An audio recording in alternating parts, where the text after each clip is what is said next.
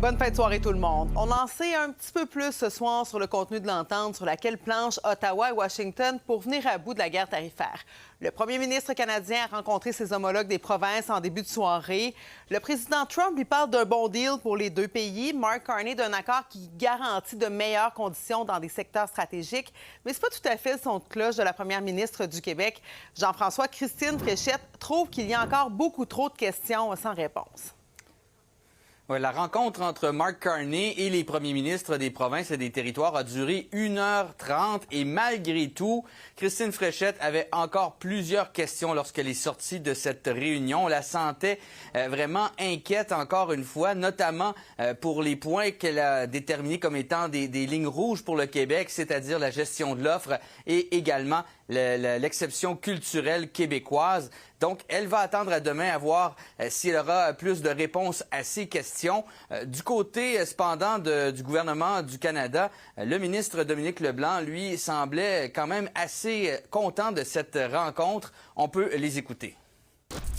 J'ai pas eu réponse à mes questions. On se reparle demain et je m'attends à avoir ces clarifications-là.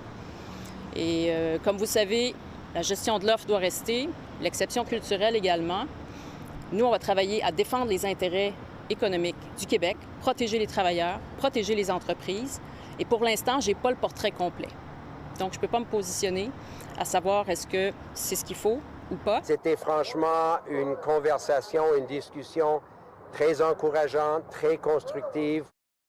Bon, c'est pas tout à fait le même message, mais alors on se parle, Jean-François, qu'est-ce qu'on sait de l'entente qui est en préparation? Il y a quelques détails. On a appris notamment de la bouche du premier ministre de la Nouvelle-Écosse, Tim Houston, que le gouvernement fédéral avait demandé aux provinces de remettre l'alcool américain dans les étagères. Et du côté de Québec, Christine Fréchette a mentionné que ça, c'était une décision qui revenait seulement au Québec. Donc ça, c'est à suivre. Également, du côté de la gestion de l'offre, on n'a pas vraiment de réponse là-dessus. Du côté de Dominique Leblanc, on dit que ça a été assuré que ça allait rester, mais du côté des Américains, on croit que c'est un accès un peu plus facile pour les commerçants, les entrepreneurs américains. Donc, ce sera un dossier à clarifier, notamment demain. Également, bien, on sait que du côté des États-Unis, on a ramené sur la table le projet Keystone XL, projet qui avait été qui était mort et enterré depuis 2021 pour transférer du pétrole via le Nebraska jusqu'au golfe du Mexique. Donc, du côté de Donald Trump, on sent que c'est une des conditions qui pourrait faire partie de cette entente. M. Trump, lui, aussitôt qu'il peut dire que, on va accroître la production, la disponibilité de pétrole aux États-Unis, même si ça vient du Canada, ça va dans le sens de ses intérêts politiques parce que ça veut dire des prix plus bas et donc ça veut dire des consommateurs et des électeurs plus heureux. Il ne faut pas oublier qu'il avait promis de baisser de moitié les prix de l'essence. Avec la crise dans le détroit d'Ormuz, bien évidemment, il n'a absolument pas atteint cet objectif-là. Donc, le gouvernement Carney tient cette carte politique dans ses mains pour essayer d'amadouer M.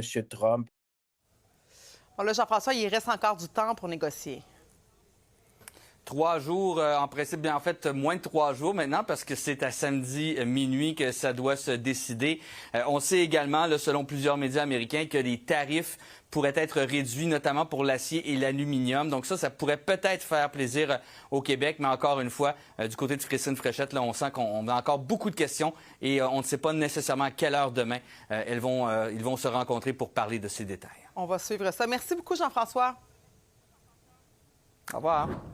Et on poursuit maintenant avec Geneviève Tellier, politologue et professeure à l'École d'études politiques à l'Université d'Ottawa. Bonsoir, Madame Tellier. Oui, bonsoir, Mme Paradis. Alors, est-ce que vous êtes du même avis que Mme Fréchette, qui est trop tôt, là, finalement, pour crier victoire? C'est ce qu'elle disait, mais si on écoutait les deux autres premiers ministres qui ont pris la parole aujourd'hui, le Scott Moe de la Saskatchewan, puis M. Hudson de la Nouvelle-Écosse, eux semblaient dire non, on a suffisamment d'informations pour penser qu'on est sur la bonne voie, même s'il manque des détails. Alors, on entend sans doute deux sons de cloche. C'est assez étonnant. On commence à se demander, la fameuse unanimité chez les provinces, ou enfin cet esprit d'équipe Canada dont on parlait tant, est-ce qu'elle va encore être là? Alors, on voit effectivement que le Québec est pas satisfait des réponses. D'autres provinces sont plutôt correctes, sont plutôt d'accord avec ce qu'elles ont entendu. Mais il y a aussi beaucoup de provinces qu'on n'a pas entendues. Je veux dire, Doug Ford s'est pas manifesté ce soir, David Eby de la Colombie-Britannique non plus.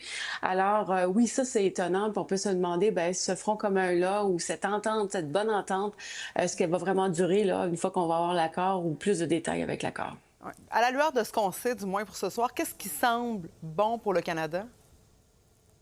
Bien, qu'on a un canal de discussion avec Donald Trump, qu'il semble repousser l'échéance d'imposer ces fameux tarifs de 50 % à une foule de produits, quoique on ne sait pas ce qui pourrait arriver par la suite.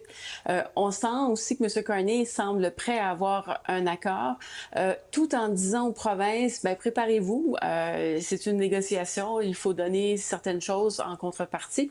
Et ce qui m'a aussi étonné quand j'ai entendu M. Moe puis M. Houston, les deux autres premiers ministres canadiens, c'est que ce qu'ils ont entendu lors de la discussion avec le gouvernement fédéral, c'est que M. Carney, ou enfin le gouvernement fédéral, disait bien, pensez à vous diversifier, pensez à aller regarder d'autres marchés. Alors, ce qui semble se dégager, c'est qu'on va avoir un accord avec les Américains, mais c'est plus un partenaire fiable, puis il va falloir changer notre stratégie commerciale, puis arrêter de trop dépenser ou trop faire affaire avec les Américains, puis aller voir sur d'autres marchés. Maintenant, ça, c'est une chose de le dire. Le faire, c'est beaucoup plus compliqué. Mais M. Carney semble vraiment pousser sur ce message-là auprès des premiers ministres provinciaux. Est-ce que c'est un test diplomatique pour M. Carney présentement, entre autres envers les Canadiens? Ouais. Oui, je pense que oui. Jusqu'à présent, il nous a montré qu'il était un rassembleur, qu'il était quelqu'un qui était capable de faire avancer des projets aussi importants. Pensez à Churchill's Falls, qu'on a vu au début de la semaine. Mais là, cette fois-ci, dans toute négociation de commerce international, il y a des gagnants puis il y a des perdants dans notre économie. Et là, on peut se demander, bien, les gagnants puis les perdants, est-ce que ça va se diviser par province?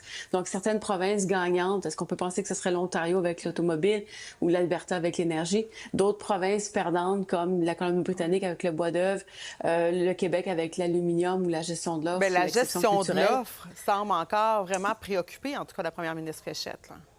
Oui, effectivement, et elle n'a pas eu de réponse claire, alors que Dominique Leblanc disait on n'y touche pas, ça reste tel quel. Enfin, je ne sais pas si ça reste tel quel. Donc, on a vraiment deux sons de cloche.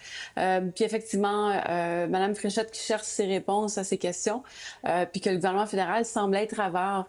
C'est étonnant qu'il ait convoqué une réunion avec les gouvernements provinciaux territoriaux alors qu'il y avait si peu d'informations à leur partager. Par contre, ils voulaient peut-être les écouter, puis ils voulaient peut-être un peu les rassurer aussi. Mais pour venir à la question que vous posiez, est-ce que c'est un test diplomatique pour M. Carney? Probablement, oui, ça va être son plus important test. J'ai bien l'impression. En tout cas, c'est pas terminé. On sait qu'il devrait reparler du moins à Mme Fréchette, possiblement à d'autres premiers ministres. On va suivre ça avec attention. Merci beaucoup, Mme Tellier. À la prochaine. Ça m'a fait plaisir. Au revoir.